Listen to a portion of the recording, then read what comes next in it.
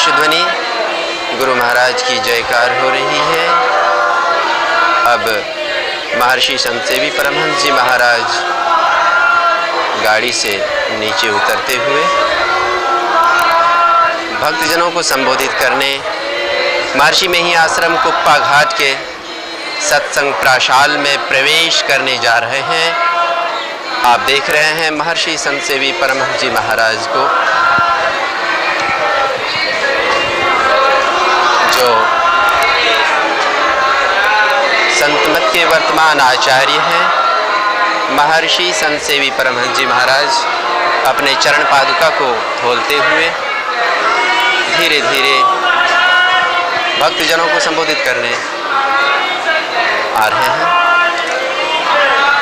अब महर्षि संतसेवी परमहंस जी महाराज अपने गुरुदेव महर्षि में ही परमहंस जी महाराज को श्रद्धा सुमन अर्पित करते हैं, प्रणाम निवेदित करते हैं। प्रणाम निवेदित करने के बाद मंचासीन होने के लिए महर्षि संतसेवी परमहंस जी महाराज धीरे धीरे मंच की सीढ़ी पर चढ़ते हुए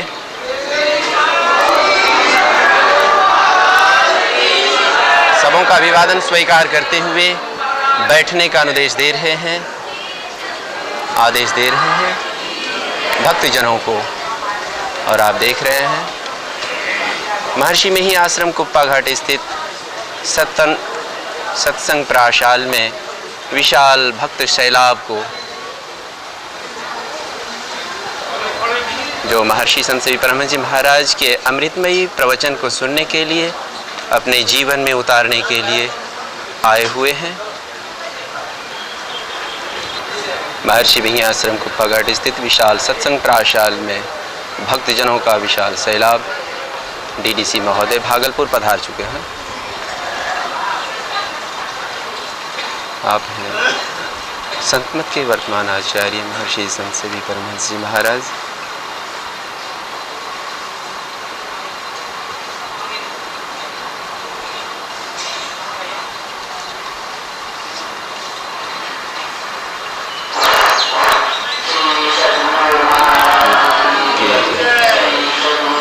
संतमत के सिद्धहस्त महान विभूति महर्षि में ही परमहंस जी महाराज के तस्वीर का अवलोकन कर रहे हैं।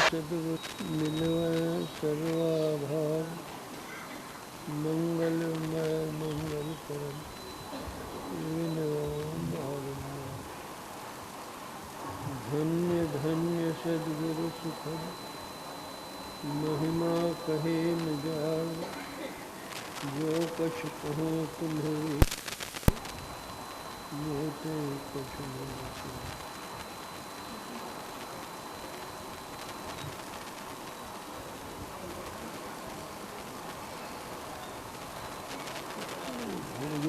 गिर की आवाज।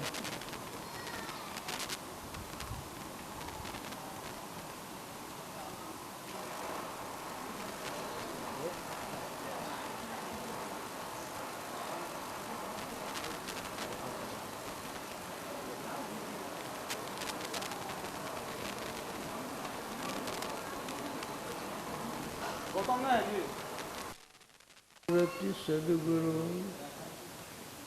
मिलवे सर्वाधार, मंगलमय मंगल करम विनवो बारंबार।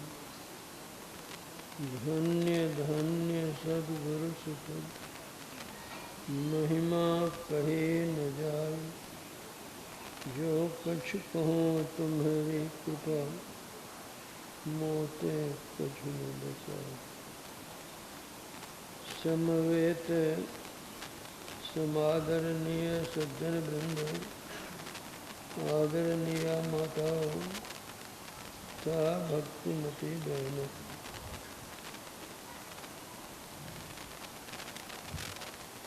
संतमत की सर्वोच्च साधना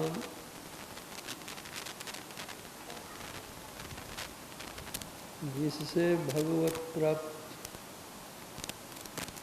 ये है,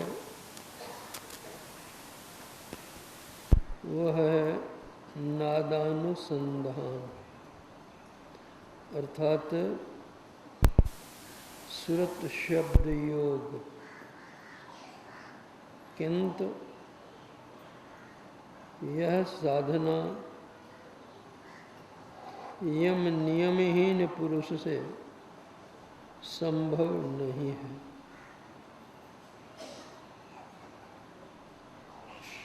नादानुसंधान की प्रशंसा, महिमा, बड़ाई सभी संतों ने मुक्त कंठ से गाई है।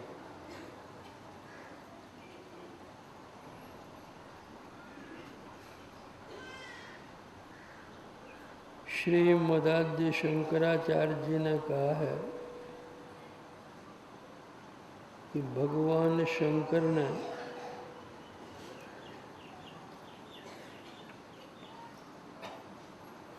लय के जीव का पीयू से मिलन के लिए, जीवात्मा का परमात्मा से मिलन के लिए 1,25,000 साधन बतलाए हैं, जिसमें नादानुसंधान श्रेष्ठ है, सरल है, सुगम है, सुसाध्य है।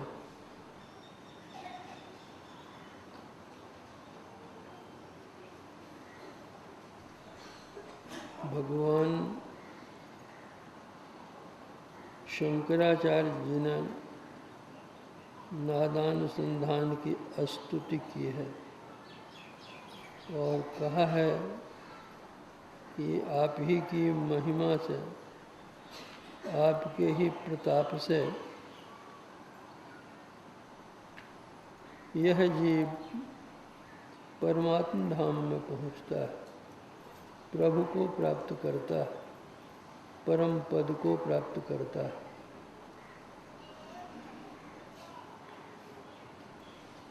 संतों ने भी यही बात कही है।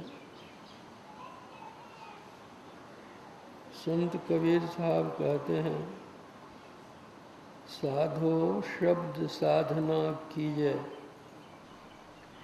जे ही शब्द से प्रकट भये सब, सोई शब्द कह लीजिए। जिस शब्द से सारी सृष्टि का सृजन परम प्रभु परमात्मा ने किया है, उस शब्द को ग्रहण करो, उसकी साधना करो।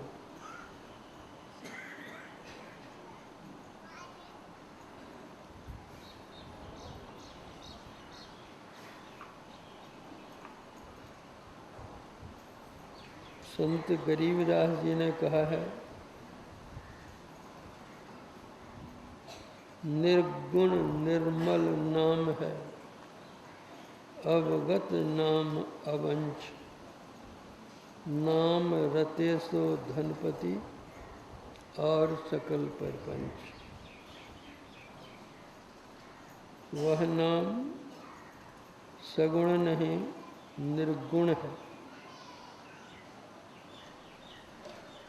समल नहीं, निर्मल है, और वह शब्द सर्वव्यापक है, अर्थात सर्वत्र। जिस तरह परम प्रभु परमात्मा सर्वव्यापक हैं, सर्वव्यापकता के भी परे हैं, उसी तरह यह शब्द भी सर्वव्यापक है।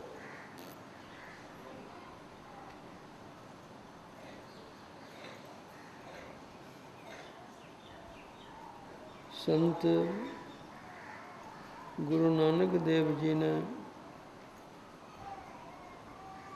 शब्द को बीज बतलाया है। जिस तरह बीज से वृक्ष उत्पन्न होते हैं, उसी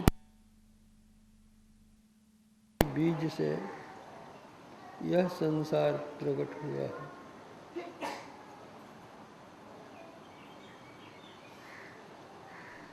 इसी आदि नाद को बाइबल में भी कहा है, in the beginning was the word was with God and the word was God. आरंभ में शब्द था, शब्द ईश्वर के साथ था, शब्द ही ईश्वर था।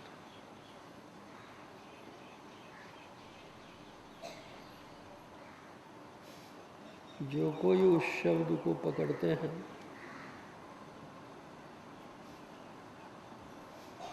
संत चरणदास जी महाराज कहते हैं कि इस शब्द ब्रह्म की साधना करने वाले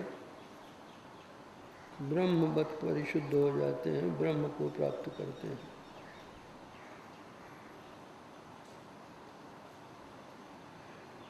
जो कोई इसकी साधना करते हैं,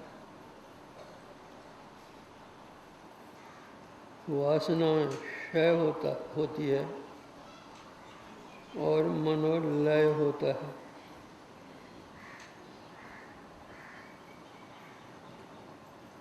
किंतु इसी नाम को गोस्वामी तुलसीदास जी ने राम नाम की संज्ञा दी है।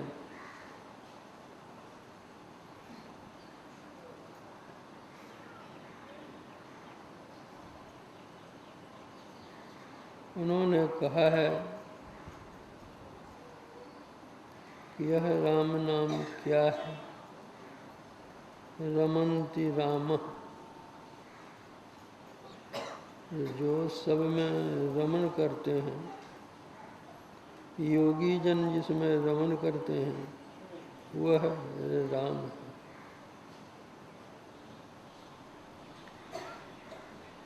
बंदों राम नाम रघुवर के, हेतु कृशानुभान हिम करके, विधि हरि हरिमय वेद प्राण सो, अगुण अनुपम गुण निधान सो। गोस्वामी जी कहते हैं, मैं उस राम नाम की वंदना करता हूँ। एक जमाना था जिस समय सब कोई ओम का उच्चारण नहीं कर सकते थे। संतों ने देखा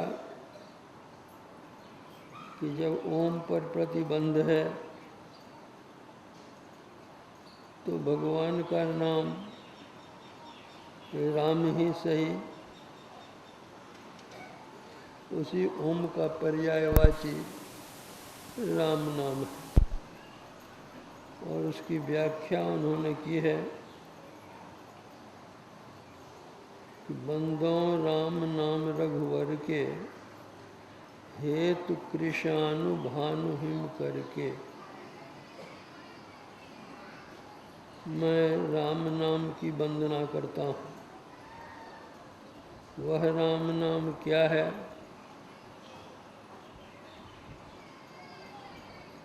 भानु कृशानु और हिमकर का कारण है। अगर राम नहीं हो तो भानु कृशानु हिमकर नहीं हो। हम लोग भानु लिखते हैं, भ आकार देते हैं, दंत न हरस उकार देते हैं, भानु होता है। कौरिकार देते हैं, स्व आकार देते हैं, न हरस उकार देते हैं, कृशानु होता है। हरस इकार म कौर हिमकर होता है। गोसाई जी कहते हैं कृशानु का अर्थ अग्नि होता है, भानु का अर्थ सूर्य होता है, हिमकर का अर्थ चंद्रमा होता है। कृशानु में से यदि हम रो निकाल लें तो किसानु होगा, जिसका अर्थ अग्नि नहीं होगा। भानु में से आकार हम निकाल लें तो भानु होगा, जिसका अर्थ सूर्य नहीं होगा। हिमकर में से मो को यदि हम निकाल लें तो हिकर होगा, जिसका अर्थ चंद्रमा नहीं होगा। मतलब हुआ कृषाणु में रो है, भानु में आकार है और हिमकर में मोह है। यही राम की व्यापकता है। अगर राम को निकाल लें तो इनका अस्तित्व नहीं रहेगा।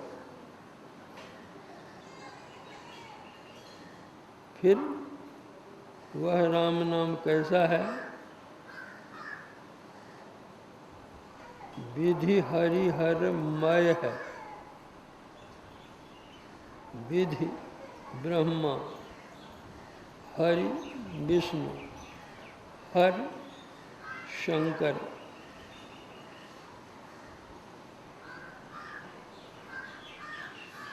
ब्रह्मा सृष्टि करता है, विष्णु पालन करता है, शंकर संहरता है।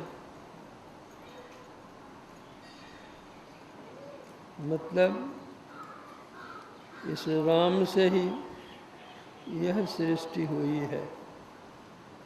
पालन होता है और संहार होता है। तीनों शक्तियाँ इसमें निहित हैं। इसलिए यह राम नाम, इसमें उत्पादक शक्ति है, पालक शक्ति है, संहारक शक्ति है। इसलिए विधि हरिहरमय है। वेद का प्राण है। हम लोग वेद की ऋचा का उच्चारण करते हैं तो वेद की ऋचा के उच्चारण के पूर्व में ही ओम का उच्चारण करना होता है। ओम का उच्चारण किए बिना किसी ऋचा को हम पढ़ नहीं सकते। इसलिए वेद का यह प्राण है। ओम में भी अ उ मो है, रज सत तम तीनों गुण मिश्रित हैं। लेकिन वह ओम या वह राम नाम सगुण नहीं है, निर्गुण। लोग कहीं मान लें कि वह राम नाम सगुण राम नाम ही है तो गोसाई तुलसीदास जी कहते हैं कि अगुण अनुपम गुण निधान सो, वह निर्गुण है। वह सगुण राम नाम नहीं है, निर्गुण राम नाम है। उसकी उपमा नहीं है। और गुण निधान था, गुण की वह खानी है। उसी के लिए हम महर्षि में ही पदावली में पढ़ते हैं कि राम नाम अमर नाम, भजो भाई सोई, सोई सत धुन सब घट घट होई। वह सत्य ध्वनि है, सार शब्द है, ओम है, वो स्फोट है, उद्गीत है, प्रणव है, सार शब्द है, सत्य शब्द है। विविध नाम उसके बतलाए गए हैं। साफ कह दिया गया है उसमें कि जिस राम नाम के लिए कहा गया है भजन करने के लिए, वह परानो पश्यन्ति नो मधिमानो बैखेरी न, वर्णात्मक हत धुन नहीं कोई। परा पश्यन्ति, मध्यमा और वैखरी, ये 4 प्रकार की वाणियाँ हैं।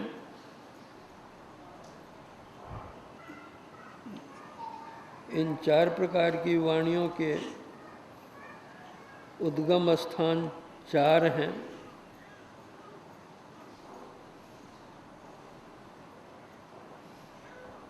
नाभिमध्य वाणी पड़ा हिय पश्यन्ति सुख कंठ मध्यमा जानिए कहूँ बैखरी मुख्य।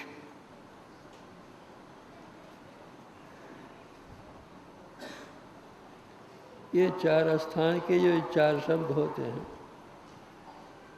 परापश्यन्ति मध्यमा बैखरी, या कोई भी वर्णात्मक शब्द वह राम नाम नहीं है। कोई आहत शब्द वह राम नाम नहीं है, वह अनाहत है। किसी ठोकर से उत्पन्न वो शब्द वह नहीं है। संत चरणदास जी कहते हैं, जो कोई इस शब्द का ध्यान करते हैं वे अपनी बात कहते हैं, जब से अनहद घोर सुनी इंद्रिय थकित गलित मन हुआ आशा सकल घुनी। इंद्रियां जो विषयों में दौड़ती थीं वे थक गईं, अब दौड़ नहीं सकती हैं, स्थिर हो गई। वास्तविक बात तो यह है कि जिस इंद्रिय को मन प्रेरित करता है वह इंद्रिय उस विषय को ग्रहण करती है, किंतु गलित मन हुआ, नादानुसंधान करने से मन गल गया। जब मन का ही अस्तित्व नहीं रहा तो इंद्रियों को प्रेरित कौन करेगा? फिर इंद्रियां विषयों में जाएंगी कैसे? तो जो कोई नादानुसंधान करते हैं उनका मन वश में हो जाता है, गल जाता है, विषयों में न जाता नहीं।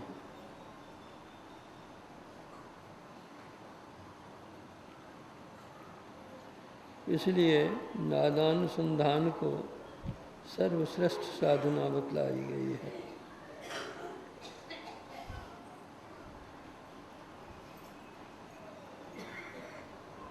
नाद में अपने केंद्र में खींचने का गुण होता है।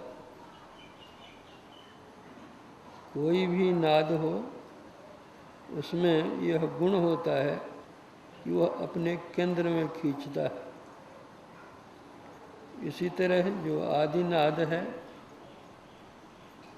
वह भी अपने केंद्र में खींचता है। वह आदिनाद परम प्रभु परमात्मा से आया हुआ है, इसलिए वह शब्द खींचकर परम प्रभु परमात्मा तक पहुंचा देता है।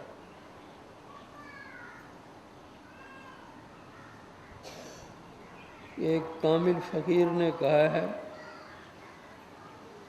गोश बातिन हो कुशादा, जो करे कुछ दिन अमल, ला इलाहा अल्लाह अकबर पे जाने के लिए। जो कोई सगले नसीरा का अमल कुछ दिनों तक करते हैं तो उनके भीतर के कान खुल जाते हैं। जिस तरह हम बाहर के कानों से बाहर की आवाज़ों को सुनते हैं, उसी तरह भीतरी कान से खुदा की आवाज़ को सुनते हैं।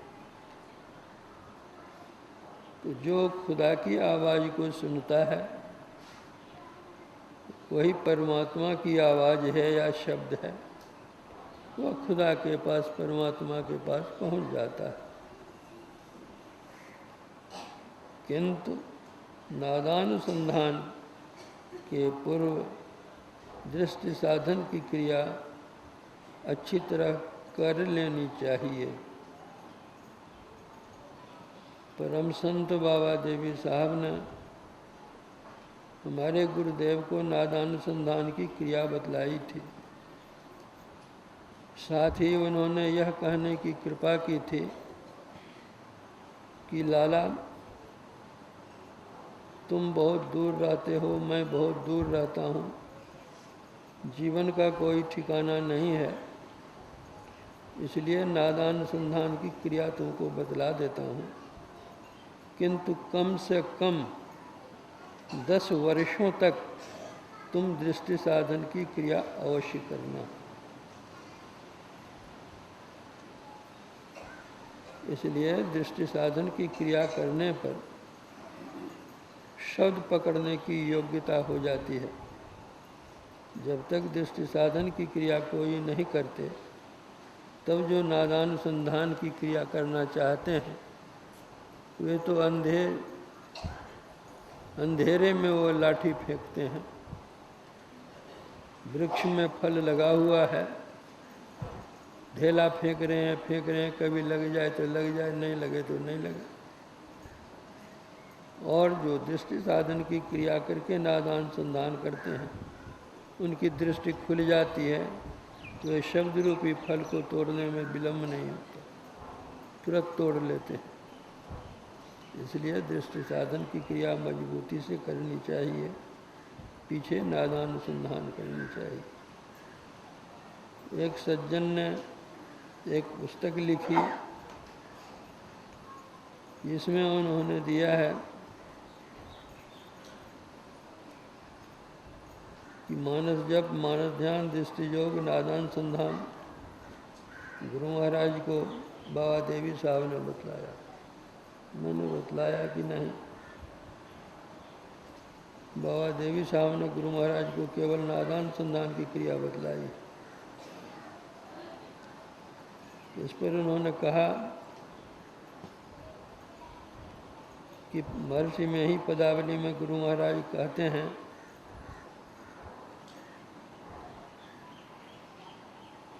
बंद कराए पलक पट को, कहे बाहर में तुम मत भटको, सीधे सन्मुख सुखमन बिंदु को गहवाया बाबा देवी ने। तो दृष्टि साधन की क्रिया तो बाबा साहब ने बतलाई, तो मैंने कहा ऐसी बात नहीं है। दृष्टि साधन की क्रिया मायागंज निवासी श्री राजेंद्र बाबू वकील साहब ने बतलाई थी। थोड़े ही दिनों के बाद बाबा साहब ने उनको नादानुसंधान की क्रिया बतलाई, लेकिन साथ ही कह दिया था कि 10 वर्षों तक दृष्टि योग की क्रिया तुम अच्छी तरह करना।